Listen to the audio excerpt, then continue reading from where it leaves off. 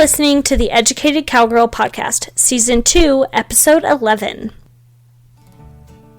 Hey Cowgirls, do you struggle with feelings of doubt or anxiety in the show pen?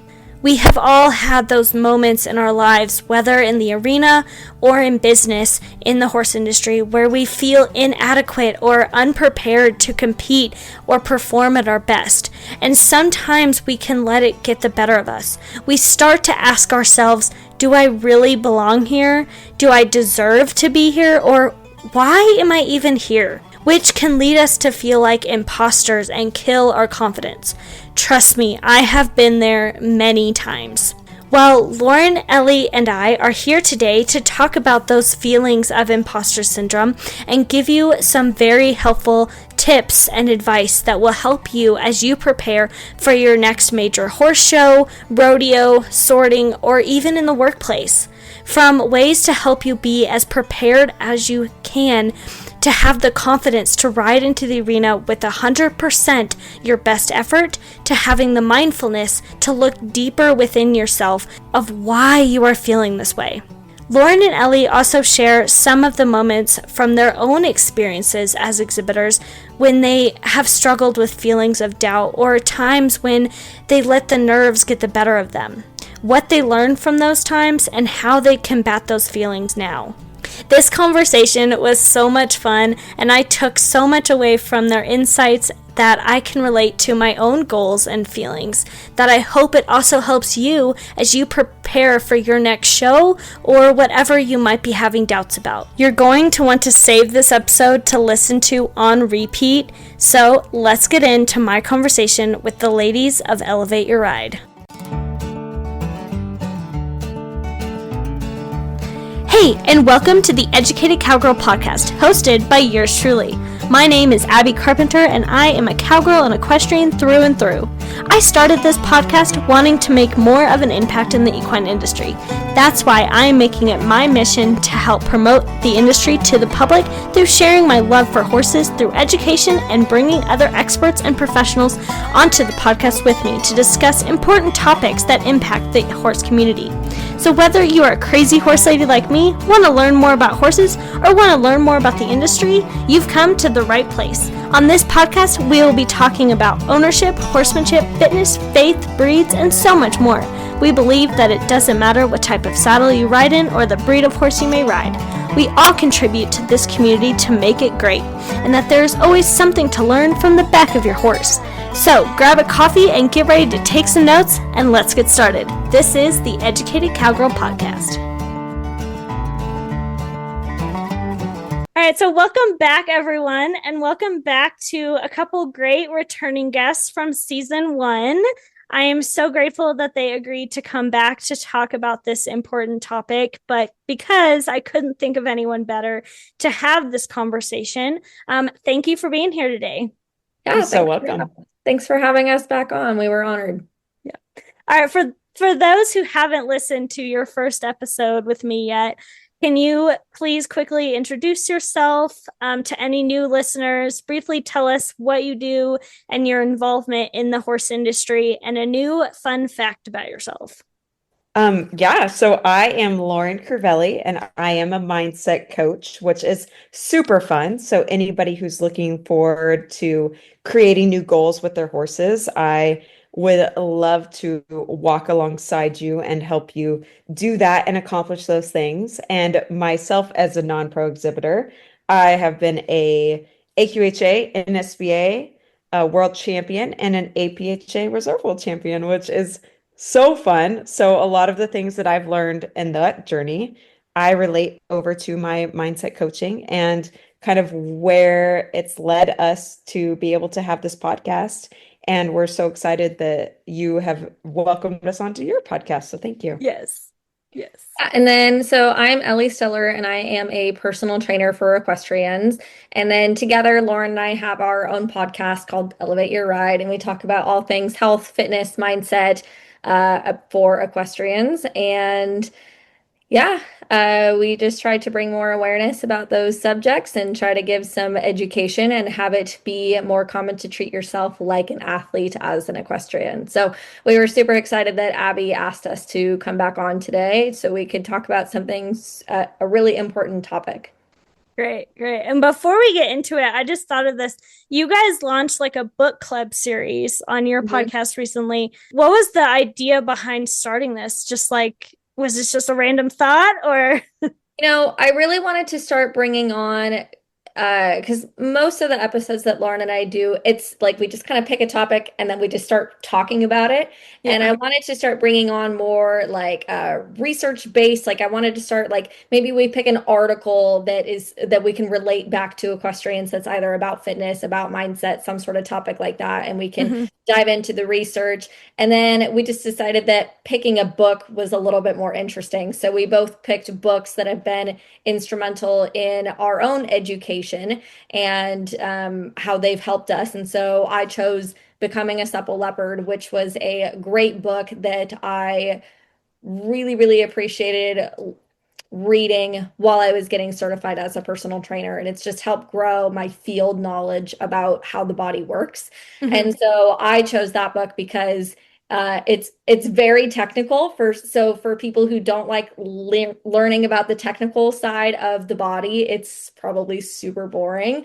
But I wanted to choose that book because I wanted a book that was really going to teach people who wanted to learn more about how the body actually works and how exercise can be really, really beneficial for your body. So I like to nerd out with that one. And Yeah, and then I chose a book called Relentless, which has been super instrumental in my journey, both as a mindset coach and as an equestrian athlete, because a lot of the things that Tim Grover, the author, speaks about is a lot of the guiding forces that I have used both as an athlete and a coach to be able to inspire people and inspire myself to work day in and day out to be able to accomplish the goals that we have for ourselves. Great. All right. Imposter syndrome has been defined in many ways, depending on what people believe about it or themselves. An article from Heels Down magazine in 2018 said that 70% of people experience feelings of imposter syndrome at some point in their lives, whether from competing, riding at home, running a business in the industry. So, my first question is, as a fitness coach and mindset coach, how would you define imposter syndrome in your own words? so, from a fitness standpoint, I would say that somebody who experiences imposter syndrome when they're actually at the gym is they feel like they don't belong. So, we've all heard the story of the woman that really wants to start weightlifting, but she feels super out of place in the weight room. She feels like she can't take up space because there's these big, strong, burly men that are just going to be mean to her and just kind of look her up and down and say, you don't belong here. Like, Mhm. you're just using 5 and 10 pound dumbbells. Like, you shouldn't be taking up space in the gym. And I think that that is really, really common, especially in women. It's not something that men struggle with quite as much, but some men do struggle with it, especially if they don't feel like they're naturally strong or naturally have a lot of muscle mass. So, people who are not naturally athletic tend to not gravitate going to the gym because they just feel like they don't belong.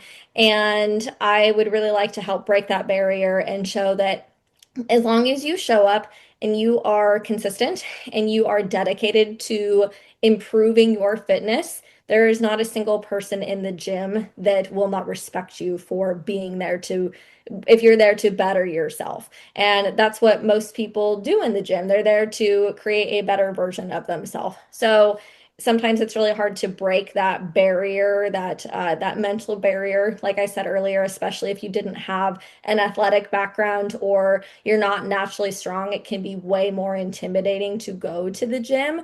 But just know that everybody is there for a purpose, and that purpose is to get better. And Yeah. so there's a certain level of respect in the gym that if you're there and if you're serious and if you're working hard and if you're making progress, everybody is there's like this unspoken level of respect that everybody there has. Yeah, because I was just thinking about when you were like, when a woman walks into the weight room and she's like, I don't belong here. Like, I've definitely been, I when I had a trainer a while ago that moved me up to like 20-pound weights, I was like, I can't do that. But Mhm. yeah. Yeah, so it can be really scary to move up in weight, especially when you're still learning, right? Like Hmm. sometimes we just like to stay in our comfort zone because we're afraid of how we're going to be perceived by others. And so it can be really intimidating and it keeps people from getting in the gym. And what I typically say to those people, if you can't build up enough confidence quite yet to start going to the gym, and going to Hmm. the gym just makes you feel kind of icky and not very good, Hmm. we can work out at home. As we're sitting here recording this podcast, everybody can see, well, Abby can see that I have my weights in here. I usually don't work out in a commercial gym. I have not had a commercial gym membership for quite a long time, actually, quite a few years. And it's not, I actually prefer working out in the gym. It's just working out at home is just more convenient for me, and I'm able to get way more fitness in my day if I work out at home. Hmm. But I actually do really, really enjoy the gym environment. And some people do and some people don't. And if you don't enjoy it, then work out from home. Yeah, exactly. Yeah. And as a mindset coach, that is something that I have seen with several of the people that I've worked with. And one thing that I like to talk to them about is that, like, imposter syndrome is typically kind of an overarching term for Hmm. what is really going on within you. So, are you a perfectionist? Are you somebody who desires to have all the knowledge before you're afraid about to start something? And by feeling like you're an imposter, it's typically something deeper within yourself that you are not comfortable with. And so, whenever the people that I work with feel like they're an imposter, I like to say, hey, let's take a step back and let's look a little bit deeper and figure out what the root cause of this is. Because I don't think it's fair to just say, oh, yeah, I've got imposter syndrome. And so I can't do X, Y, and Z, or oh, I don't deserve to do X, Y, and Z, because there's more to it than just feeling like you don't belong. Whether it's because you feel like you need to be perfect before you can do something, it's because you don't feel like you don't know enough before you can do something, or it's just not having enough self-worth for yourself. And Hmm. that's what then we go and we need to work on versus saying, I just feel like I'm faking it the whole time. Because you have earned the level that you are at for some reason. And why you don't believe that you have earned that, that's what we need to go and look at. Yes, yes, yes. And that leads me into the next question. And something I mentioned when I first reached out to you about this idea, or about this topic, was from an interview with Alona Marr, who from earlier this year, where she was asked about imposter syndrome. And it made me really think about it more. She said that she doesn't really believe she has that because it means she doesn't deserve everything she has earned and worked so hard for. Um, you talked about it a little bit, Lauren, but do you think that people's perceptions of what they believe or don't believe about themselves can be heavily influenced by what others tell them, or just over past experiences, whether from a bad day at a show, if they're riding at home, or a failure of any kind? Yeah, absolutely. So that's where it gets a little bit convoluted, right? Is Mm-hmm. because some of us are influenced by our peers, and some of us, I am also talking about myself, right? And I would love to be able to tell you that I can let whatever anybody else says just roll off my back like water on a duck, and Yeah. it's not a problem. And there are people out there that can do that. And I think those people do not suffer from imposter syndrome. But like for me, I will take some of the things that people say a little bit more personally and a little bit more to heart. But that is where I need to be able to rely on my own self-worth, which is one of the things that I talked about before, and saying, I have the proof, whether the proof is from examples in the arena or whether the proof is examples of practice and knowledge that I have spent the time to be able to gain and work on. I think that we can combat others' opinions with belief in ourselves, right? Mm-hmm. And so if we can believe in the things that we are doing and know that it is guiding us and getting us one step closer to our true beliefs and our true goals, then we can keep going no matter what anybody else says. But when we weaken as to what our desires are, that's when we start to waver. And if somebody says something that is maybe a little bit offensive or a little bit discouraging from what we are going towards, we can make a major setback and say, oh, I don't deserve to be here. Maybe I'm just faking it and they're going to find out. Yeah, no, that's so good. That's so good. And it brings back to what you said, Ellie, about when someone's in the gym and they walk into the weight room for the first time and all eyes are on them. They're like, oh, should I leave? Like, and it discourages them. Yeah, and it's hard for me because that's something that I have never really ever felt in the gym. The gym has always felt to me like a safe place and like a very welcoming place. And unfortunately, a lot of people just didn't or haven't had that experience. And so Mm-hmm. I think that in general, gyms are meant to be a safe place, and we should try to, open our perspectives that gyms are not just full of muscle men that are going to be rude to you and that are going to Yeah. have a negative perception of you. I can think of very, very few burly, big muscle gym bros that are actually that way. I'm not saying that they don't exist, but I think that in general, society has a little bit of a negative view about those people and people in the gym. They're really intense, they're really rude, they're really self-absorbed. There's kind of all these negative traits associated with them. And like I said, I'm not saying that those people don't exist, but I don't think they're quite as common Yeah. as people think that they are. So, like I said, if going to the gym is not in an environment that you enjoy, then I would really, really recommend getting equipment to have at home. And then maybe once you decide that you feel more confident in your ability to lift weights and you have that, how did you describe it, Lauren? You said it The a belief, couple of, the like you belief in yourself. Is that what yeah, you're like talking it about? because Yeah. I don't want to say confidence because I can hear Natalie Hummel saying, no confidence. Yeah, yeah, it's a lot of belief in yourself and feeling like you have put in the work and you deserve to be there because Mm-hmm. of the steps that you have taken. And it doesn't mean that you deserve to be there at the highest level. Like Yeah. just literally taking one step means that you deserve to be there because you're giving it an effort and giving it your all. Yes. Feeling like you deserve to be at the gym translates into the show ring down the line. So, yeah. Yes. Yeah. Yeah. So, so along those lines, from what I've seen or observed in the equine industry, a lot of what we hear from people who try to help someone who says they struggle with fears of doubts, or imposter syndrome is just to practice more, work harder, or cowboy up, as they say. And I think that can help sometimes, but it can also kind of mask what people are really feeling inside, as you said, Lauren.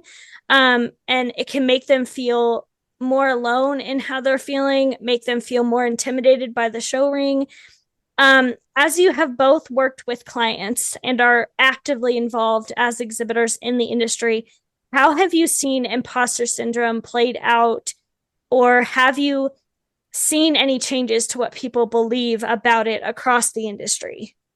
From an exhibitor standpoint, I can speak to a time when I had a little bit of imposter syndrome. So I have shown for a long time, but I haven't shown in breed shows quite as much, not nearly as much as Lauren has, and not nearly to Mm-hmm. the level that Lauren has. Like I have shown at a national show once. I have not competed at the world show. I kind of grew up doing local shows and competing on the high school equestrian team. And then I started getting more into the breed shows when I went to college. And then I got out of college, and I started going to breed shows more and more, but I never had like my own breed show horse. Like anytime that I'd shown at a breed show, it was always on a horse that I got to borrow or got to lease. Like I just didn't grow up with parents that were able to provide me with like a breed show quality horse. Right. And so I always felt a little on the outside because I'm like, yeah, I'm here and I'm competing, but like it's never been on like my horse. And so I've always felt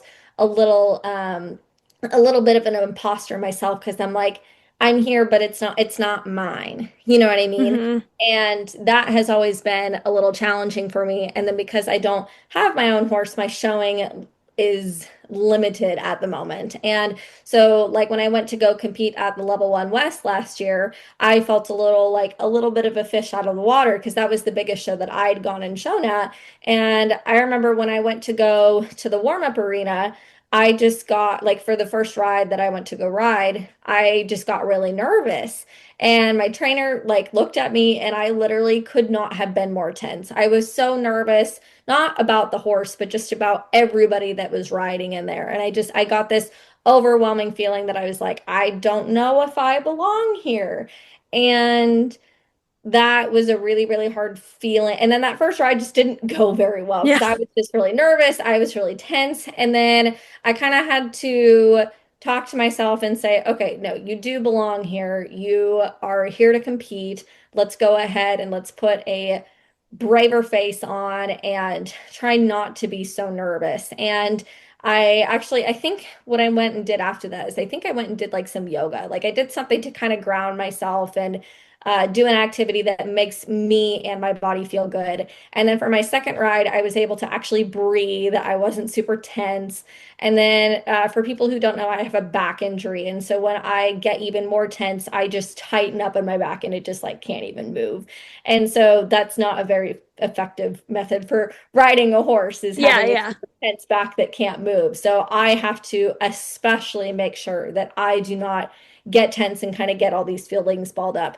So for my second ride, I was able to be way looser and I was able to be more present in what I was doing with my horse and not worry about what everybody around me was thinking or feeling. And it's kind of a funny thing because it's not like I've ever had somebody come up to me and say, you know, you don't belong here. You should just leave. Like, it's not like any Yeah. person has ever made me feel that way or ever looked at me and given me a scowl. Like, everybody is so welcoming. So, I don't know why this is such a big issue because it's not like horse people aren't welcoming and aren't Yeah. enjoyable to be around. And I think that it's just hard because everybody wants to do so well in the show pen because they've put so much time, so much effort into getting to that moment that that moment can just feel really, really big and really scary. So, Lauren, maybe you have some ideas as to why do we get that way when nobody's actually trying to make us feel that way? They're trying to make us feel the opposite. Yeah. Absolutely. And it's because the mind is a terrible place to be, even though that is like where we are 99% of the time is with Yes. our own thoughts and our own brain. And it is so frustrating because it can be honestly one of the cruelest places to be. And that is what makes it so difficult and so tough for us, not only just as human beings, but as exhibitors, because we can step into that practice pen and especially the show pen and think, oh my gosh, everyone is judging me. Oh, yeah. They are judging what I am doing. They are judging that my horse is jogging half a mile an hour faster than everyone else. And oh my gosh, what a fool I am, right? Versus, you know what? I guarantee you 99% of the people don't even notice that That your you're jog in the is, ring. yeah, exactly, exactly. And so I think that that is where a lot of like what one of the things that I'll work on a lot with my people that I work with is mindfulness and just staying 100% present with where you are and saying, okay, my mind is going crazy right now. It's going a million miles a minute. It's saying, I don't deserve to be here. It's saying, I'm not as good as Ellie or I'm not as good as Abby. And so, what am I doing? Well, you know what? What are you doing? You're jogging and your count is one, two, one, two. And if that count gets a little bit fast, what are we going to do about it? Well, we're going to feel our horse in our hands. We're going to feel our horse in our feet. We're going to feel our horse in our seats. And when we can really take time and those thoughts to be able to be 100% present, we can calm the voices in our head that are making us feel like we don't belong and that we're not good enough and that we are just a million miles away from the goal that we have. But you know what we are? We are jogging and we are one, two, Yeah. one, two. And I think that that is one of the biggest things that we can do when we Hmm. feel like we are imposters is to just be 100% present with ourselves and say, if I think I'm an imposter, well, then what exactly am I in this moment? Well, I'm being an equestrian and a horsewoman, and a Hmm. horsewoman knows what her horse is doing. And if I don't know what my horse is doing, I'm going to take that time to ask my trainer, ask my friend, do some YouTube, do some Googling, and Hmm. find out.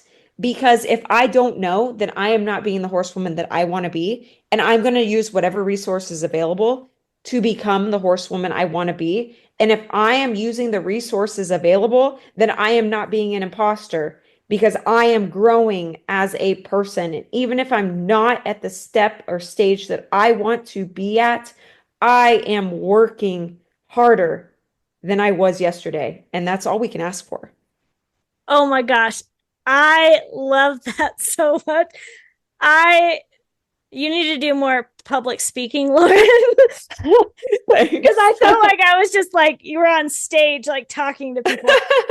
Uh, I appreciate that. but no, everything you just said, I feel like people can would be able to hear that from like whether it's a first time exhibitor who's going to youth nationals and for Arabians next week for the first time, or they're going to AQHYA World Show for the first time, or they're going into the Adult World Show later this year or something like.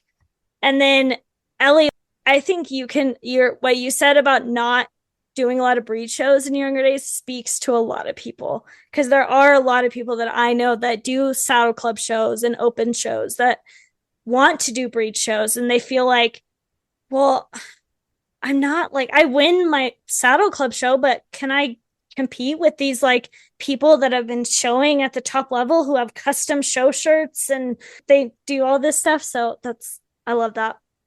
Yeah, it can be really intimidating to go to make that big step up because it is such a big jump. And not only the financial part of it is really intimidating, but just the overall environment itself. And I think a lot of that probably has to do with social media because, Yes. you Hmm. know, uh, social media typically you just put out like the highlight reel because nobody wants Mm-hmm. to see like a mediocre go. They want to see a good go. So you feel like you have to put all this like only the good sections on social media, and it just creates this like downward spiral effect because then everybody just has the Unrealistic expectations, I yeah, would then say. Yeah. yes, exactly. Yeah, you have just this unrealistic expectation and viewpoint of what everybody's day in and day out looks like. And I can guarantee you the girl that you see on your Instagram reels that always has a perfect go when on her feed, I can guarantee you it is not always perfect. Yeah. Lauren, Yeah. let's use you as an example because Miss Multiple World and Reserve World Champion, are all of your rides and all of your goes perfect? No, absolutely not. If you were to No, look at they're my not. record for the year, I have way more losses than I do wins, and that's okay. Yeah, Yeah. yeah. So I think that it can just be really intimidating to make that jump. And like I said earlier, it's not like there's somebody there that's actually saying you suck, you shouldn't be here. Right. Like Yeah. it's just the perception that you are putting on yourself. And then the other thing to remember is everybody starts somewhere. Yes. These girls that are doing so well and that are so competitive on these really nice horses, they did not come out of the womb that way. They had to Right. work Yeah. really hard to get there. And I think that people get a little scared of the hard work and Mm-hmm. feel like they're just so far away from where they want to be that what's the point of even trying and what's the point of even starting? And so, Lauren, maybe what would you would probably have better advice than I would. What advice would you have somebody who just says, "Oh my gosh, that's just they're mountains away from where I'm ever going to be. How am I going to get there?" Yeah, absolutely. So, as somebody who's been in the industry, and I'm going to make myself sound very old, but I've been in the industry for over 20 years. And Mm-hmm. Oh, I mean, long I time. know. And obviously, part of that is a youth, little Yeah. disclaimer Yeah. there. Yeah. But I have seen people who have never been on a horse, and within a year, they're winning everything, or they have taken 20 years off, gotten back into showing, started winning everything. And then I've also seen people, as in myself, who rode horses for 20 years before winning anything. Yes. And I think that is both of those stories are absolutely beautiful and inspiring because somebody who just gets on a horse can think, man, in a year I could win anything. And then somebody who also has been working really hard for 20 years could say, man, on year 20, I'm finally going to win something. And I think both of those journeys are absolutely beautiful, but we Mhm. have to know that just because this person did it in 1 year doesn't mean that me doing it in 20 years is any less valuable or important to ourselves. And I think we need to be the ones who decide whether or not a goal is worthy or whether or not an achievement is worthy. And if we say I don't accomplish it within a year Mhm. and that's not good enough, that's on me for having too high of expectations for myself based off of where maybe I started or the resources that I have. Because as much as I want to say all of us are on a level playing field, we are not. No. And it's okay. It's okay to say, I don't have as nice a horse as this person, but you know what? I can make up for it in X, Y, and Z. Or I can change my goal to A, B, or C, right? Mhm. Um, it's as much as I want to say everything is completely even, it's not. But be honest with yourself with where you're at and what those goals should and can be, and then keep trying for just a little bit more. Yes, exactly, exactly. Like I have a friend in sorting who when he started or when I first met him at least in 2018 I think he was a like a beginner rated rider in sorting. He was riding this old paint horse. He doesn't scream as much anymore in the sorting pen, but he had this like high pitched scream that if he hears this, he will be like, Abby, I can't believe you talked about it, but he'll laugh too. But now he's like almost like an open rated level rider and teaching clinics, and like he's so good. Like he works for RSNC, he's the best guy ever, but he's he's come so far in his, and I'm like I just watch him and I'm like he's such a good teacher, such a good sorter, such a good horseman. Like it's so good. It's That's really really fun cool. watching people blossom and watching Yes. people grow because that's Yes. what people do. They grow. They don't just stay static in one place and they weren't born at the top. They grow. Yes. Absolutely. Exactly.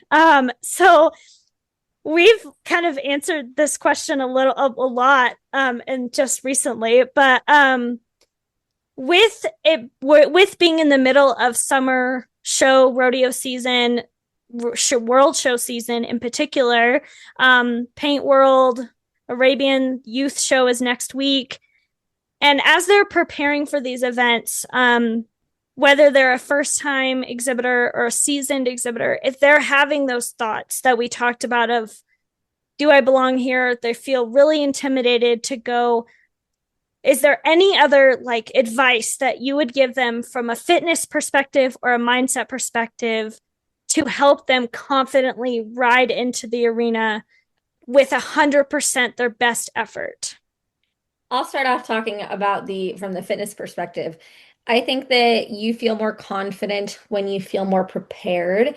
And I think that if you have been working really hard in the gym and making sure that your body is strong, stable, balanced, flexible, you're setting yourself up for success. And that way, when you start to get nervous, you know that you can call on your body because your body is prepared to do what you need it to be able to do. So, a lot of people don't have that opinion, and that's okay. But obviously, as a personal trainer, I'm going to say that the more that you can work on your body outside of the arena, the more that you're going to be able to call on it when you start to get nervous. Mm-hmm. So, like I said earlier, I have my back injury, and I know that I have to loosen it up. Otherwise, it's going to get really tight, and I'm not going to have good mobility through my seat and my low back, which makes it really hard to do the type of events that I do. You need to have really strong mobility through that area to be able to communicate well with your horse. And so if I did not work out and I had that injury, it would be really, really hard for me to get untight when I start to get nervous. So when I start to get nervous, like I said, and I think this is pretty common, we tend to hold a lot of tension in the low back and down into our seat bones. And if I didn't know how to reintroduce that mobility, one, I can do it while I'm in the saddle. I have a couple exercises that I can do to physically loosen it up. Or, like I said earlier, when I was at level one, I got off and went and did some yoga to actually loosen up my back off the horse. And then the next time when I went to go ride, I wasn't nearly as tight and I was way more successful. So I think that the better relationship that you have with your body, the easier that it is to kind of when you start to build up all those nerves, I think it's easier to come back down.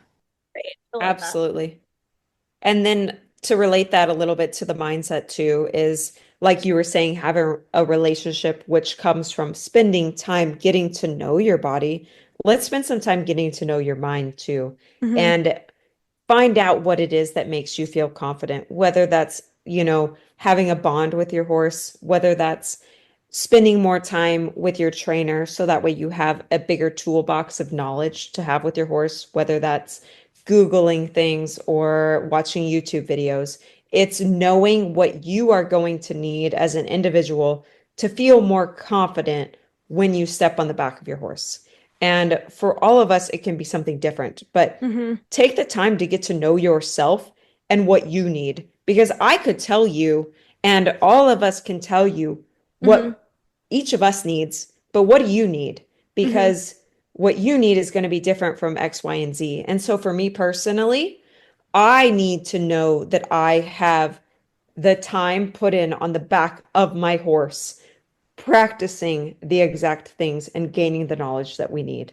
Hmm. But some of us, we are perfectly capable of watching YouTube videos or listening to podcasts or being able to just watch our trainer do things. And that is enough for us to feel confident. But know what it is that makes you feel confident and put in the time in whatever avenue that is before you get to where you need to be. And then just trust yourself that it's there.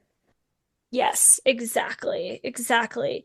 Um, and then you given a lot of examples already, but as amateur exhibitors, and I think we also talked about it in the first episode together, we did together, going back to when you felt imposter syndrome, are there any other examples you can talk about of how you handled those situations and then what you tell yourself now to help combat those negative thoughts when they arise? And Lauren, if you want, you can talk about your paint world experience. Yeah. Yeah, so at the Paint World, I was fortunate enough to be able to come home with a Reserve World Championship title and some bronze championship titles. But going into it, I was nervous as all get out, and I was like, man, do I deserve to be earning these things? I don't know. But what I relied on was the time I had put in with that horse, and especially the time at that horse show. Like I got Mm-hmm. up at 10 o'clock in the night, 4 o'clock in the morning, 10 o'clock the next day, and then 11 o'clock, and then we showed again at 4 o'clock. And so I knew that I had put in the time that was going to be required to perform at the highest level. Mm-hmm. And I think that is one of the biggest ways for me to prevent feeling like an imposter is knowing that I was prepared because it doesn't matter then what the outcome is, whether or not you thought you could have done better. Because I'm not going to lie, there was a class where I thought I could have done better. But you know what? Did I think I could have prepared any better? No. Mm-hmm. And if I show up knowing that I prepared to the fullest, I cannot ever feel like I wasn't enough or I didn't do enough. So, my biggest piece of advice is prepare, show up prepared. And whether that's visualization, whether that's time in the arena, whether that's walking your course, talking to your trainer, whatever it is for you, just show up prepared. And it Mm-hmm. sounds so simple, but there's so many times where we say, I'd really like to get that extra hour of sleep, or I think I'm going to go Starbucks instead. No, let them go for 24 hours and do what it needs to do so that way you can show up prepared no matter what the outcome is. You can walk away with your head held high and say, I gave it my all. Yes. Love that. Love that. Yeah, I totally agree that for me, when I show that if I feel prepared, then I don't worry about what everybody else around me is doing and thinking. And Hmm. so I know that for me, especially, I need to feel prepared in my body in order to feel prepared at the horse show. So Hmm. if I've been slacking off in my workouts, if I'm not as mobile as I need to be, if I'm not as stable as I need to be, if I'm not as strong as I need to be, then I do not feel prepared in my ability to tell my horse what they need to do. Hmm. And that's when I start to get nervous and start to feel like I don't belong, is if I feel like I can't ride my horse effectively. Right. And I'm sure that there are some people that are just naturally at riding horses. They don't really have to work at it. They don't really have to think about it. They don't have to do things outside of the saddle. Yeah. I'm envious of those people because I am not that person. Yeah. I was not naturally gifted riding at all. Like it's something that I've really had to work towards. And so I know that I feel less like an imposter when I feel like I'm set up for success. And so I know that I ride and show better mentally and physically when I've prepared my body to do what it needs to be able to do. So like when I showed at level one last year, I'd kind of been having some issues in the saddle, and I just was. It sounds kind of weird because I've been riding for so long, but I was having so much trouble with every horse that I rode. I could not pick up the right lead very well. And I'm like, what is going on? I've been riding for like 12 years. I've been showing for like 10 years. Why can I not pick up the right lead? And here I am preparing for like a national level show, Yeah. and I started to get really nervous. I'm like what is going on in my body that's not working? Because I knew it was a me issue. It wasn't a horse issue because it was on any horse that I would get on. And I actually had a physical therapist that I knew for specifically for equestrians come out, and I had her evaluate me because I am really good at watching somebody ride, watching somebody to move and be like, okay, like XYZ is wrong. We need to do XYZ to fix it. But sometimes Hmm. it's hard to do that on yourself because I can't. One, you have a little bit of rose-colored glasses about yourself, and you need some outside perspective to shine some light. And so Yes. I had her come out, I had her watch me ride, I had her do a physical evaluation on me, and she pointed out some things that I had no idea that were issues for me. She pointed out that I was really, really lacking mobility through my SI joint and that I was having a lot of struggles with my lateral stability and my lateral strength. And when she broke it down to me to how those issues were impacting me when I go to ride and why I couldn't do the things that I was trying to do, it was like a light bulb moment. I was Hmm. like, oh my gosh. So like I said, I had her out about 6 months before I went to level one. And that 6 months prior, I'm not kidding you, I would have 3 out of 4 times I couldn't pick up the right lead on the horse that I was preparing to go show at this horse Yeah. show. And I was like, ooh, I can't show up to the horse show and not be able to pick up the right lead. Like, that's not going to go Yeah. very. Yeah. And so I really took those 6 months, and 5 days a week, I did the physical therapy program that she provided for me. And then by the time that it was time for me to show level one, I had zero issues at all picking up the right lead. Yeah. And that just made me feel way more confident about my abilities when I got to the horse show. If I got to the horse show and I was nervous that all the last 6 months of me preparing that I wasn't able to pick up the right lead, it just would have been way blown up when I was actually at the horse show. So I knew that I did the right thing by making sure that I was as prepared as possible. And that being said, sometimes things don't go perfect, even when you've been preparing and working hard.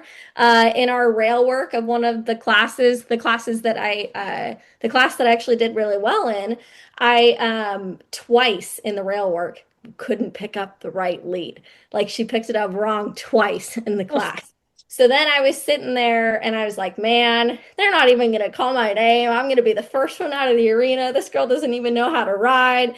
And then I ended up getting fifth. And I I don't know if the judges just didn't see me. I'm assuming that that's what happened. So even if something goes wrong in the pen, like don't count yourself out until you're Hmm. at the very end. Because I felt like Absolutely. in that lineup, I felt like such an imposter. I felt like such a failure. I felt like shouldn't be there. And then I got fifth out of like 30 something. So it Yes. just goes to show that just like your own insecurities don't necessarily have to define your success Yes. if you work Yes. hard on them. Yes. Love that. So good. So good. Yeah, and it just reminded me of, this isn't from a horse show, but I had a girl that was on the college judging team with me, and before we went to the Congress judging contest, she was saying, "Oh, I want to quit. I'm not good at this, all this stuff." She got third high individual in the halter division. And like Wow. our coach just looked at her and goes, "Corey, do you want to quit now?" like like Yeah, yeah. Yeah, Sometimes it exactly. just feels like you're not meant to be there and you shouldn't be there. And it's really hard to get those feelings to come away. But I think that it helps if you've been working really hard to be prepared for your goals. If you have not been working hard to be prepared, then it's hard to have things to call back on.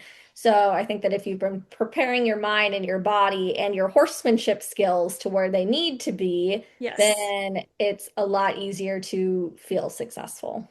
Yes. And that also comes from being prepared, also comes from also feeling confident in your horse and Yeah. knowing that they know their job. They know what to do, but I need to know my job. So, yeah. Yeah, and holding yourself accountable. Yeah. Yes.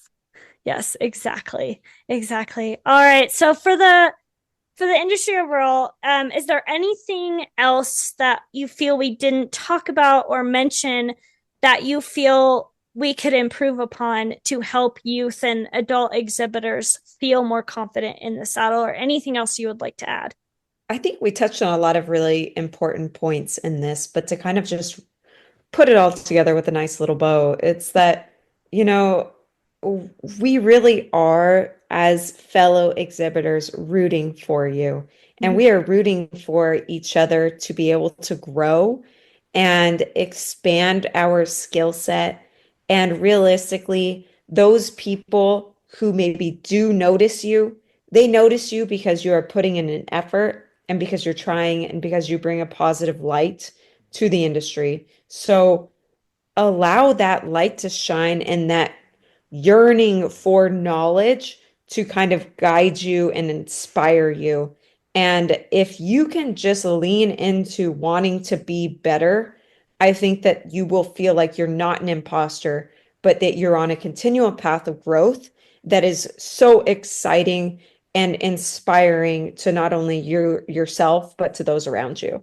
Yeah, and to kind of wrap up, as well, to add to that, I think that if you have set a goal that is realistic for you and your horse, and if you have been working really hard towards achieving that goal, then you're setting yourself up for success. So I think that a lot of times we feel that imposter syndrome when we don't feel like we're as prepared as we could have been. So, take it to that next level, prepare as much as you can, spend the time in the saddle. Don't let that couch call you away from your goals, Yes.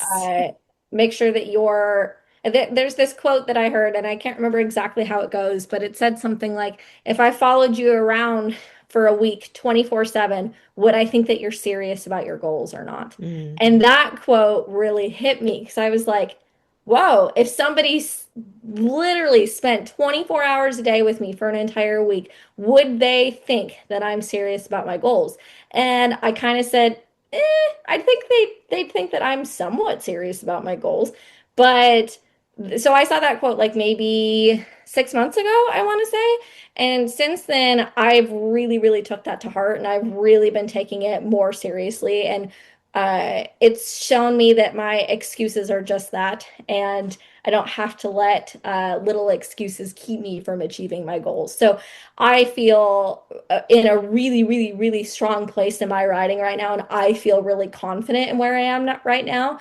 I actually had a ride earlier today that was just all the pieces just kind of fell together and it was just a really good ride and it just made me feel really validated by all the hard work that I've really been putting in lately. And so I think that if you're feeling those feelings of imposter syndrome, ask yourself if you're being serious about your goals and if you're working hard towards your goals. And if you are, it's a lot harder to be doubtful about yourself.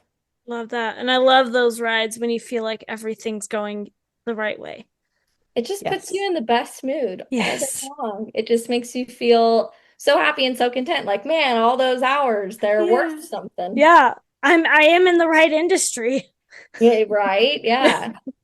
All right. And then, as always, how would you define an educated cowgirl in your own words? I would define an educated cowgirl as somebody who is always in a stage of learning.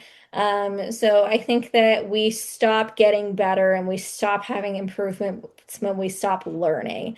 And there's something to learn from every person around you. There's something to learn from every exhibitor at the horse show.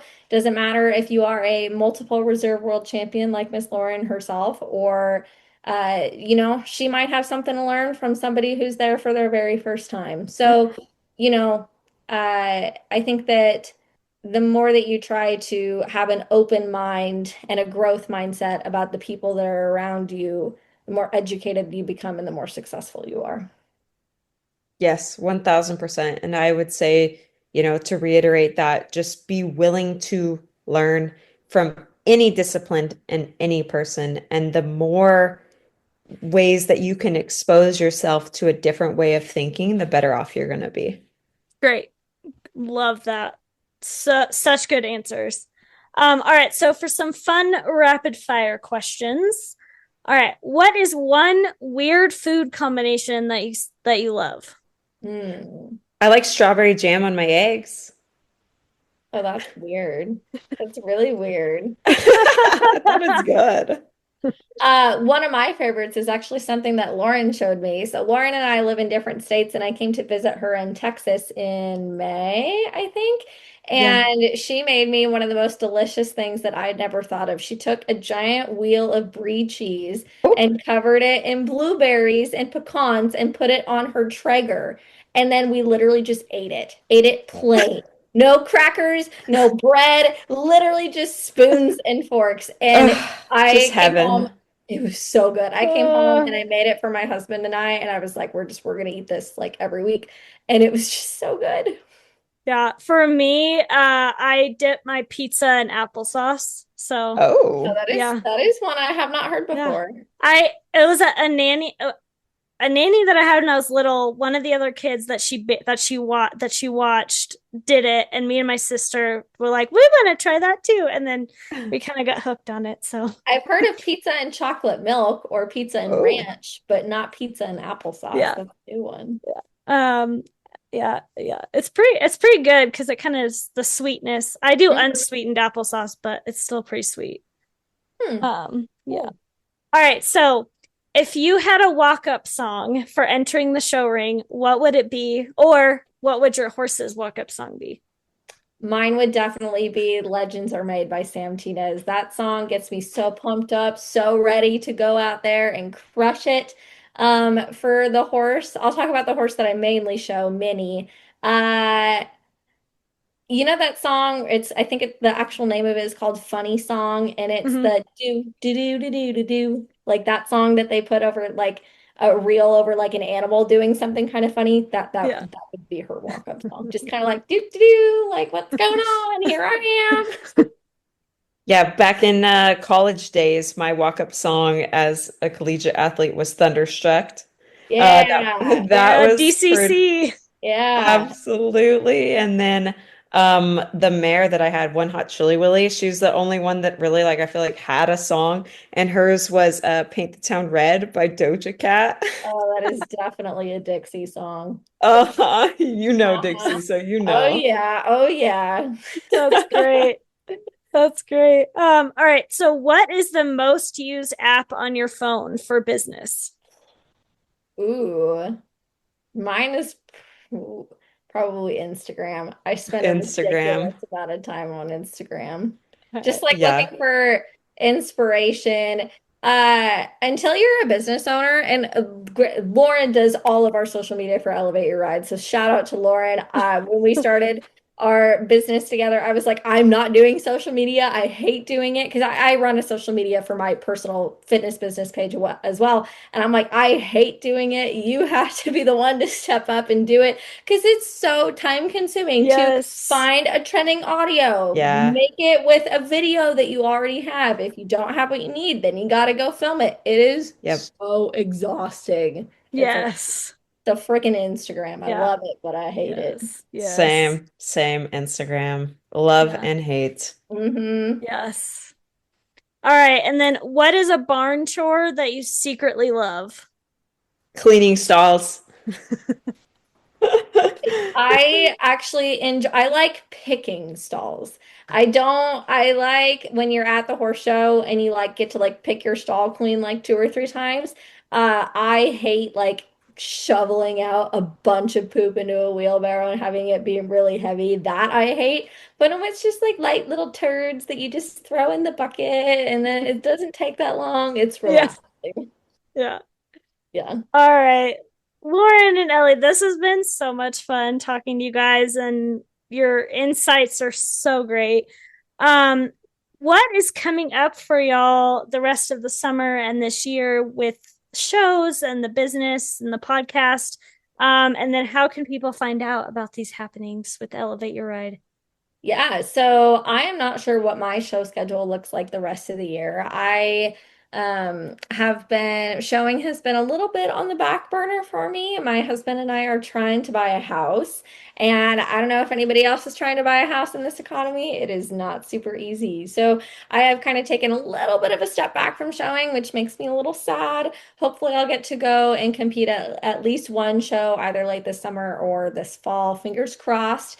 But as for Elevate Your Ride, we have a super, super cool guest we've actually brought on one of my clients onto the podcast recently, and we will be putting her episode out in late August, early September, and we're actually recording 2 episodes with her.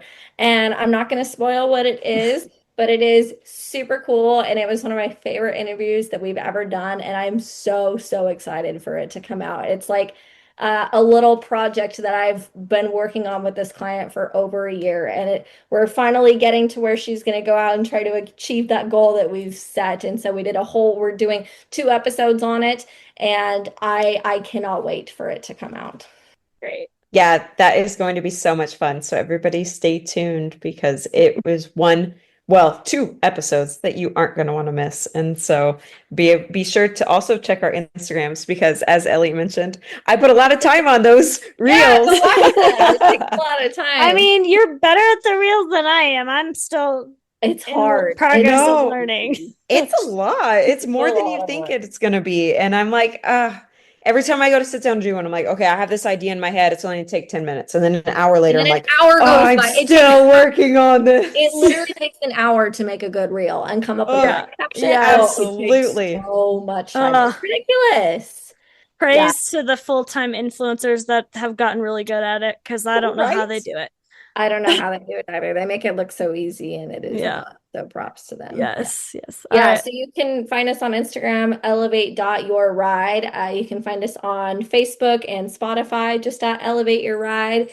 And yeah, follow us, like us, support us so we can keep growing and keep bringing you good content. It takes a lot of work to put together a podcast. Yes. And I mean, Lauren and I at least have 2 of us. It's a lot to do it on your own. So props. I know. So absolutely. Gold star. Yeah.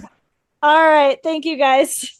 Thank you. Yeah. Thank you so much for listening to this episode of The Educated Cowgirl. I hope you enjoyed it, learned something new, and will come back for more. In the meantime, if you would like to continue to support the show, make sure you hit that follow button on whichever platform you're listening on, follow me on social media, and make sure to leave me a rating and review on Apple Podcasts. And if you really want to share the podcast, make sure you tag me in your Instagram stories at The Educated Cowgirl. But for now, stay blessed and ride on, cowgirls.